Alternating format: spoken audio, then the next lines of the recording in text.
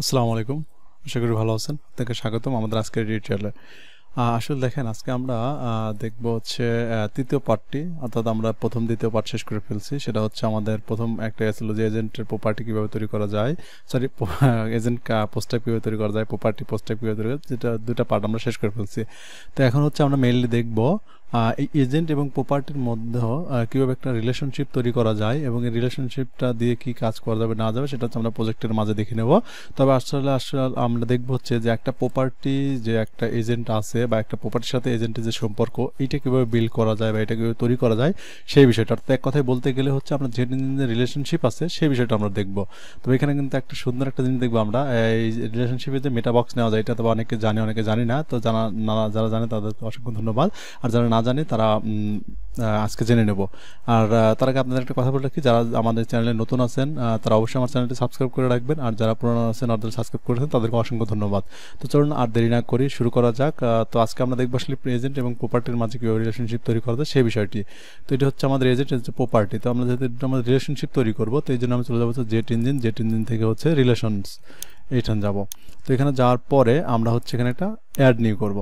এখন দেখেন, add new করার আগে আমরা একটা জিনিস দেখে আসি যে আসলে আমরা কি কি নিতে পারি। এজেন্ট এবং প্রপার্টিতে রিলেশনশিপ তৈরি করব আমরা, তো সেই ক্ষেত্রে তেমন কিছু নেই আসলে, আমরা খুব সহজে করে ফেলতে পারবো। তবে এইখানে কিছু নেব আমি, যে duty in, duty start, available day, সে কোন দিন ডিউটিতে থাকবে, মানে তার সাথে আমরা কবে কবে কন্ট্যাক্ট করতে পারবো সেই বিষয়টা আমরা এখানে দিতে পারবো। সেটা তার আমরা চার্জটাও এখানে উল্লেখ করতে পারবো। এটা আমরা মেটা বক্স আকার নেব।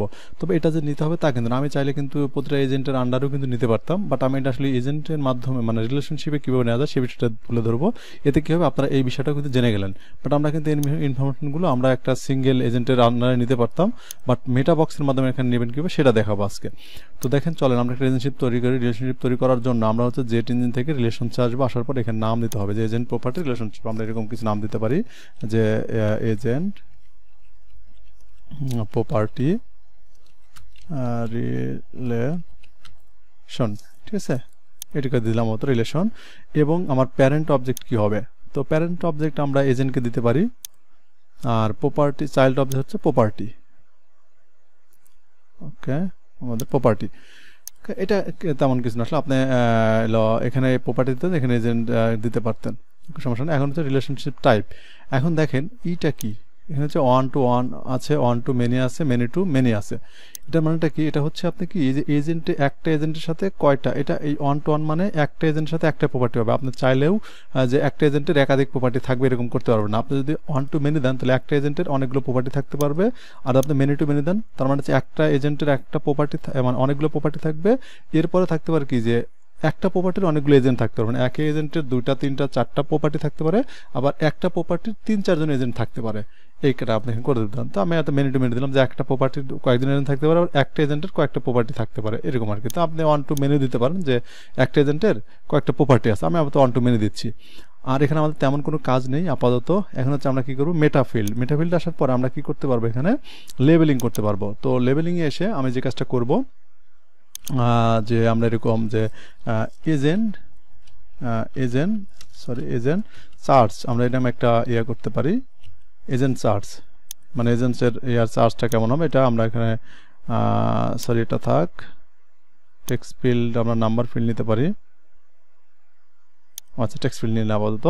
এরপর হচ্ছে আমরা দেব হচ্ছে এখান থেকে agent charge duty start, duty start. Okay, এখানে হচ্ছে একটা টাইম আমরা নিতে পারি, টাইম। এরপর হচ্ছে ডিউটি ইন,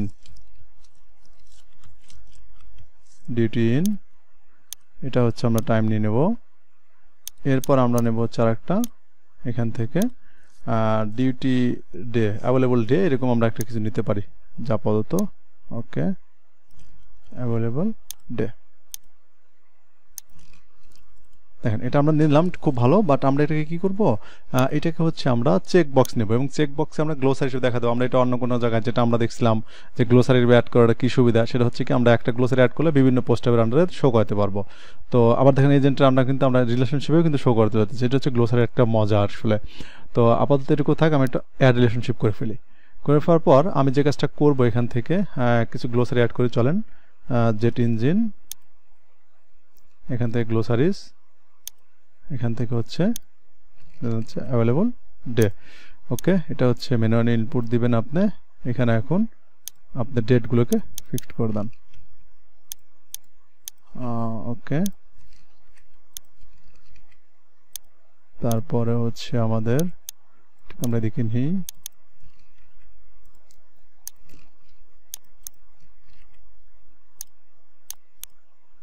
তারপরে হচ্ছে মন্ডে দিয়ে দিব আমরা।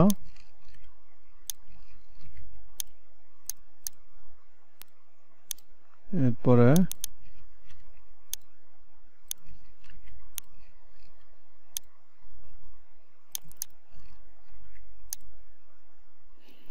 আপনারা এটা একটু অ্যাড করে রাখেন, ঠিক আছে? অবশ্যই অ্যাড করে রাখবেন। এটার মজাটা আসলে দেখতে পারবেন যখন আমরা একটা সিঙ্গেল পেজ ডিজাইন করব বা আমরা হচ্ছে গ্রিড লিস্টিং তৈরি করে ডিজাইন করব, তখন দেখতে পারবেন যে এটা আসলে কীভাবে ব্যবহার করা হয়, ঠিক আছে? জাস্ট এগুলো এখন করে রাখেন। ওকে, সেভ করে দিলাম। এবং এইখানে এসে আমি যে কাজটা করবো, একটা রিলোড দিই, গ্লোসারিকে নিয়ে নেব এখান থেকে। তো এখান থেকে আমরা যদি আসি গ্লোসারি, এখান থেকে হচ্ছে আমার অ্যাভেলেবল ডে। ওকে, আপডেট ডান। এখন যদি আমি একটা অ্যাড করতে যাই, প্রপার্টি অ্যাড করতে যাই, দেখেন আমার কিন্তু এখানে একটা রিলেশনশিপ পাবো আমি। তো আমি চাইলে এখান থেকে একটা রিলেশনশিপ তৈরি করতে পারবো। আরিফুল ইসলাম কানেক্ট এজেন্ট, দেখেন এই যে মজাটা, এখানে চার্জ কত হবে, এখানে ডেট স্টার্ট, ডিউটি ইন, এরপরে এই যে অ্যাভেলেবল ডেজ আমি দিলাম এখানে। এখন এটার কি হবে, তাহলে আমি কি করতে পারবো, এজেন্ট লিস্টিংয়ে গিয়ে আমি এই জিনিসটা সুন্দর করে দেখাতে পারবো যে এই এজেন্ট, এই প্রপার্টির এজেন্ট, সে কোন কোন সময় ডিউটিতে থাকবে কি থাকবে না, তার চার্জটা কেমন হবে, এই বিষয়গুলো আমরা হ্যান্ডেল করতে পারবো। এই জন্য আসলে এটা তৈরি করা। তো এই ছিল আসলে রিলেশনশিপ তৈরি করা খুবই সহজ, আসলে এর থেকে ডিফারেন্ট বা ডিফিকাল্ট কোনো কিছু না। এভাবে খুব সহজে আপনি এজেন্সি রিলেশনশিপ দিয়ে কিন্তু আপনি অনেক অনেক বড় বড় কাজ করে ফেলতে পারবেন। তো আমার কাছে যারা অনেকে সাপোর্টে আসছেন হয়তো বা, তারা তো দেখতে পাচ্ছেন যে এজেন্সি রিলেশনশিপ নিয়ে আসলে কি করা যায়, ঠিক আছে? এরপরে যে আমি যে দেখাইছি এটাই যে শেষ তা কিন্তু না, তবে সাপোর্টে তাকে বলেছি এটা কিন্তু শেষ না, এছাড়াও আপনি অনেক কাজ করতে পারবেন। তো আজকের মতো এই পর্যন্তই, আমরা নেক্সট পার্টে আরো মজার মজার ফিচারগুলো দেখবো। তো যারা আবারও বলতেছি, যেটা হচ্ছে আমার চ্যানেল যারা নতুন আছেন তারা অবশ্যই চ্যানেলটি সাবস্ক্রাইব করবেন, আর এটা কি বেশি বেশি শেয়ার করেন, আপনারা নিজে নিজে বেশি বেশি প্র্যাকটিস করেন। আমি দেখতে পাচ্ছি যে অনেকে হয়তো প্র্যাকটিস করছেন না, আর আপনারা যে প্র্যাকটিস করতেছেন এই বিষয়গুলো একটু গ্রুপে আপনারা পোস্ট করেন, তাহলে আমি বুঝতে পারবো যে আমার এই ভিডিওটা দ্বারা আপনারা উপকৃত হচ্ছেন কি হচ্ছেন না।